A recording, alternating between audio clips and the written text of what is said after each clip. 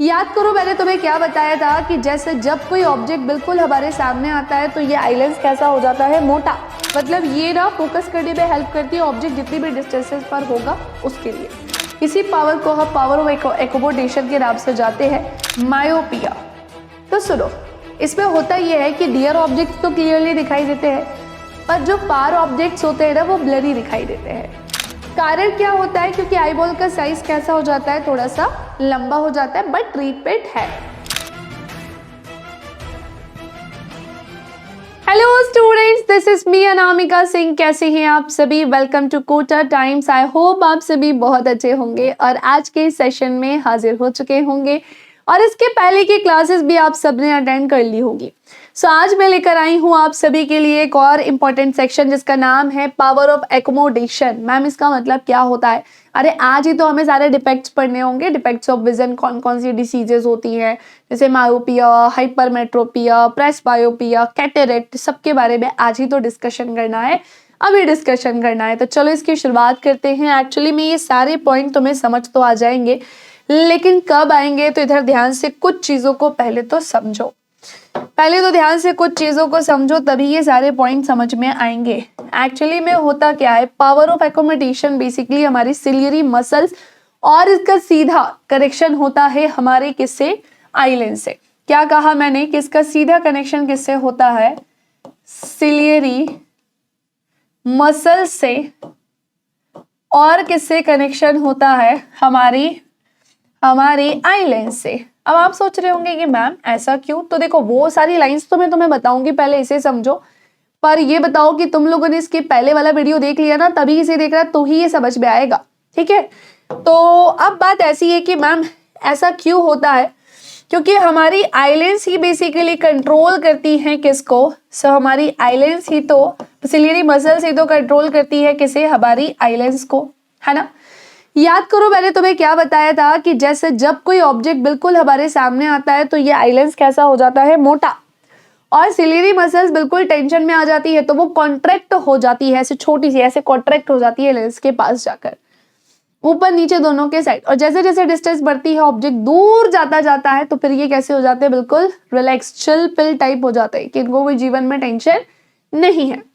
So point ये है, बात ये है कि ये सारी चीजें हो तो पा रही है, लेकिन ये सारी चीजें हो कैसे पा रही होती है, तो ये दोनों की वजह से ही हो पा रहा होता है। मान लो देखो, कई बार ना एज के साथ साथ सिलियरी मसल्स, जैसे हम अपने आइज के ऊपर बहुत अत्याचार करेंगे ना, बहुत रोशनी में रहना है, हेल्दी चीजें नहीं खाना पीना है, आइज की बिल्कुल केयर नहीं करनी, तो एक एज के बाद हमारी सिलियरी मसल्स थोड़ी सी कैसी पड़ जाती है भाई, वीक पड़ जाती है। और वीक पड़ जाने की वजह से ये हमारे आईलेंस को जैसे कंट्रोल करना चाहिए वैसे कर नहीं पाती, जिस वजह से हमें ऑब्जेक्ट्स को देखने में क्या होती है, प्रॉब्लम होती है। समझ, उसी को ही हम क्या बोलते हैं, पावर ऑफ एकोमोडेशन बोलते हैं। और इसमें हमारा ना कुछ पॉइंट्स फिक्स होते हैं। जैसे हमारा कौन सा पॉइंट होता है, एक नियर पॉइंट होता है, एक हमारा कौन सा पॉइंट है, नियर पॉइंट है, और दूसरा हमारा कौन सा पॉइंट होता है, फार पॉइंट होता है। So near point and far point. हमारा नियर पॉइंट कितना होता है, सो मेंशन कर लीजिएगा कि हमारा जो नियर पॉइंट है वो होता है 25 सेंटीमीटर, और फार पॉइंट कितना होता है, सो वो होता है इंफिनिटी। हम इंफिनिटी डिस्टेंस तक के ऑब्जेक्ट को देख सकते हैं, लेकिन नियर पॉइंट में ऑब्जेक्ट हमारा 25 सेंटीमीटर की डिस्टेंस पर ही होना चाहिए। अब ये है क्या, तो इसे समझते हैं। Power of accommodation is the ability of the eye to change the focal length of its lens. मतलब ये बेसिकली ना एक एबिलिटी होती है हमारी आई की, जो कि हमारी लेंस के फोकल लेंथ को चेंज करती है। फोकल लेंथ मतलब वही ऑब्जेक्ट का डिस्टेंस, कि ऑब्जेक्ट किस किस डिस्टेंस पर है, तो फोकल लेंथ जो होगी ना उसे चेंज करने का ये काम करती है। बट एबिलिटी होती है, it helps the I focus clearly on objects at different distances. मतलब ये ना फोकस करने में हेल्प करती है ऑब्जेक्ट जितनी भी डिस्टेंसेस पर होगा उसके लिए। ना आईलेंस चेंज शेप, अरे आईलेंस जो है वो अपना शेप क्या करता है भाई, चेंज भी करता है with the help of ciliary muscles. हाँ, हम ये जानते हैं कि सिलियरी मसल्स के हेल्प से ही आईलेंस अपने शेप को चेंज करता है। For distant object ciliary muscles relax at the less becomes thin. और जो डिस्टेंट ऑब्जेक्ट्स होते हैं, जैसा कि मैंने बताया कि ऑब्जेक्ट अगर दूर जाते जाते हैं तो सिलियरी मसल्स क्या करती है, रिलैक्स, और हमारी आईलेस कैसी हो जाती है, thin. For near object ciliary muscles contract, जैसे ऑब्जेक्ट नियर बाय रहता है तो ये कॉन्ट्रैक्ट हो जाती है, और लेस कैसा हो जाता है, थिक यानी कि मोटा। Due to this change the image is formed sharply on the retina, और इसी चीज की वजह से जो इमेज है वो रेटिना पर शार्पली बनती है। ठीक है, बस इसी पावर को हम पावर ऑफ एकोमोडेशन के नाम से जाते हैं। पर मान लीजिए कि हमारी सिलियरी मसल्स ठीक से काम नहीं कर रही है तो हमारा आईलेस भी ठीक से काम से नहीं करेगा, और अगर ये दोनों ठीक से काम नहीं करेंगे तो पावर ऑफ एकोमोडेशन की जो कैपेसिटी एबिलिटी है वो भी कैसी पड़ जाएगी, वीक। और मोस्टली इस कंडीशन में एक डिसीज होती है जिसे हम प्रेस बायोपिया कहते हैं, जिसमें होता ये है कि नियर बाय ऑब्जेक्ट्स को देखने में प्रॉब्लम होती है, और ये एक एज रिलेटेड इशू होता है। ठीक है, चलो चर्चा करते हैं, उस पर भी डिस्कशन करते हैं। आपको ये पॉइंट्स तो क्लियर हो ही गए होंगे। सो ये रहा हमारा पावर ऑफ एकोमोडेशन।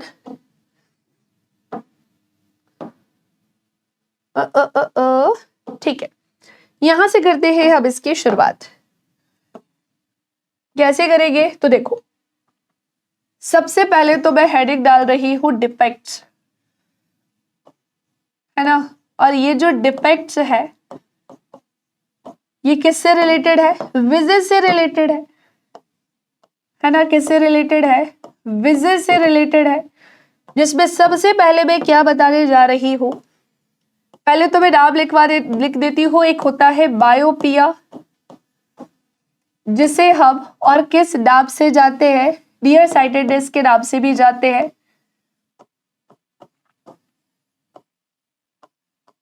है ना। इसका ये एक और नेम है। सेकंड नंबर पे हाइपरमेट्रोपिया, मेट्रोपिया, जिसे हम साइटेडनेस के नाम से भी, फार साइटेडनेस के नाम से भी जाते हैं। और थर्ड हमारा क्या हो जाएगा, सो तीसरा है हमारा प्रेस बायोपिया, है ना। तीसरा है प्रेस बायोपिया। और एक छोटा सा नोट डाल के लिख रही हूं, हमें क्या पढ़ना होगा,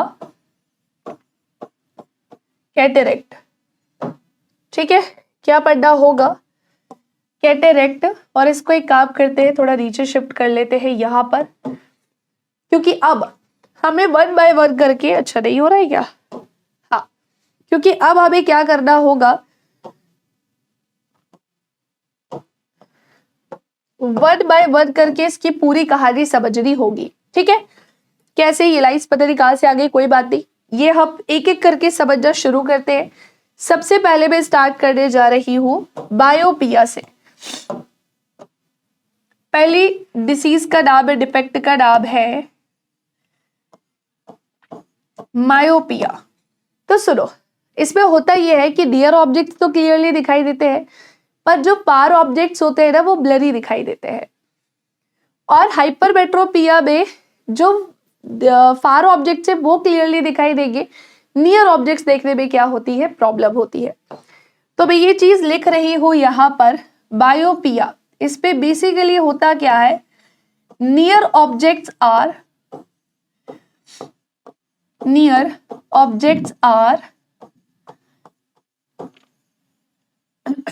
clearly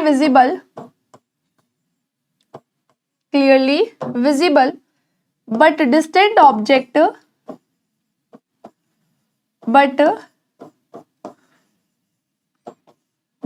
objects appear blurry।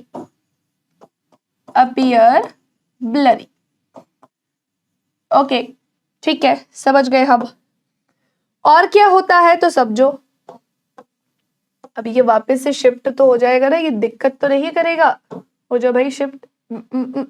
ऐसा क्यों हो रहा है ये हमारे साथ, अब वो नीचे भी नहीं आ रहा है, ये कैसा हो गया, क्या भाई काहे गुस्सा हो गए हो क्या।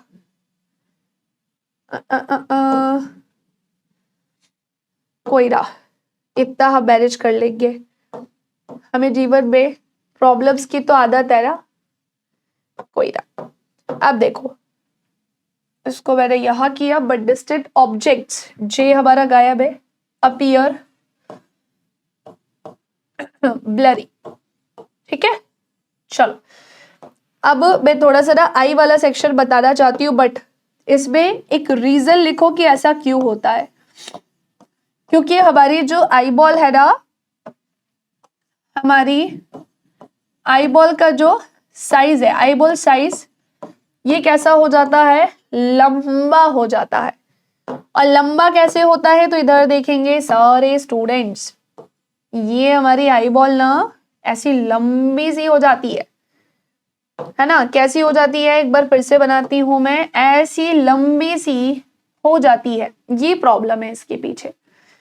अब होता क्या है फिर हमारा ये, पहले मैं शिफ्ट कर लूं, मुझे दो दो बनाने हैं, हो भी रहा है शिफ्ट की नहीं हो गया, क्या बात है। तो होता ये है कि हमारे इसके अंदर क्या है, आइलैंड्स है, ये रही आइलैंड्स। ओके, यहाँ पर क्या होता है, रेटिना होता है, बट इस कंडीशन में जब लाइट रेज इस तरह से आती है ना, तो सुनो, ये रेटिना से ना टकरा कर इसका जो फोकस पॉइंट है वो रेटिना के पहले ही बन जाता है। क्या कहा मैंने तुमसे कि ये इसका कौन सा पॉइंट है, इसी को तो हम क्या बोलते हैं, फोकस पॉइंट। और ये फोकस पॉइंट कहां पर बन जाता है, इन फ्रंट ऑफ रेटिना। कहां पर, in front of retina, retina के ही सामने ये बन जाता है। Clear, in front of retina. अब मैम क्या इस समस्या का समाधान है, जीवन में हर चीज का समाधान है, हर चीज का सॉल्यूशन है। ऐसी कंडीशन में किया ये जा सकता है, ऐसी कंडीशन में किया ये जा सकता है कि ये जो हमारा आइलैंड्स था, ठीक है, इसको तो पहले वैसा ही बनाओ, है ना, प्रॉब्लम अभी भी सेम ही है, बट हम यहाँ पर एक कॉनकेव लेंस का यूज कर सकते हैं, और यही लेंस यूज किया जाता है इस प्रॉब्लम को सॉल्व करने के लिए। तो लाइट रेज आएंगी और इस बार ये पूरा फोकस कहाँ पर करवा देंगी, हमारे इस रेटिना वाले पार्ट पर। यहाँ पर क्या मिलेगा हमको, रेटिना, जिस वजह से ऑब्जेक्ट हमें कैसा दिखाई देगा, बिल्कुल सही। पॉइंट्स क्लियर हो गए ना, मतलब इस समस्या का कोई सॉल्यूशन है, जी हाँ बिल्कुल है। और इसका सॉल्यूशन क्या निकला, तो इसका सॉल्यूशन निकला है कि हम ऐसी स्थिति में, इस सिचुएशन में एक कॉनकेव लेंस का यूज कर सकते हैं। कॉनकेव लेंस का यूज करने से जो फोकस पॉइंट रेटिना के पहले था वो कहां पर आ जाएगा, रेटिना पर आ जाएगा। कारण क्या होता है, क्योंकि आईबॉल का साइज कैसा हो जाता है, थोड़ा सा लंबा हो जाता है, बट ट्रीटमेंट है, मैं यहां मेंशन कर देती हूं कि इसका जो ट्रीटमेंट है उसके लिए हमें यूज करना होता है एक concave lens, concave lens. Okay done, चलिए नेक्स्ट आते हैं, एक के बाद दूसरा। मायोपिया के बाद आ जाओ भैया, हाइपरमेट्रोपिया। हाइपरमेट्रोपिया क्या होता है, हाइपरमेट्रोपिया में जो वहां पर हुआ था उसी का उल्टा पुल्टा यहां हो जाएगा, है ना, जो वहां हुआ था उसी का जो वहां पर हुआ था उसी का उल्टा पुल्टा यहां पर हो जाएगा। ठीक है, मतलब हमने वहां क्या देखा था, सो हमने ये देखा था, रुक जाओ भाई, पता नहीं क्यों ये शिफ्ट नहीं हो रहे हैं, पर कोई बात नहीं। तो हमने यहाँ वहां देखा था कि आईबॉल कैसी हो गई थी भाई, लंबी हो गई थी। और इसमें पहली बात तो होता क्या है, तो पहला पॉइंट लिखो, नियर ऑब्जेक्ट्स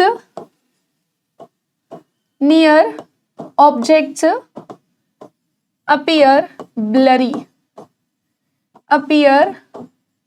blurry। और नेक्स्ट लाइन में लिखिएगा, distant objects are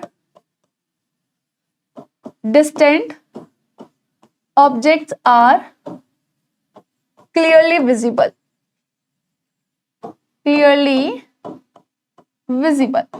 ठीक है, अब इसके पीछे रीजन लिखते हैं हम,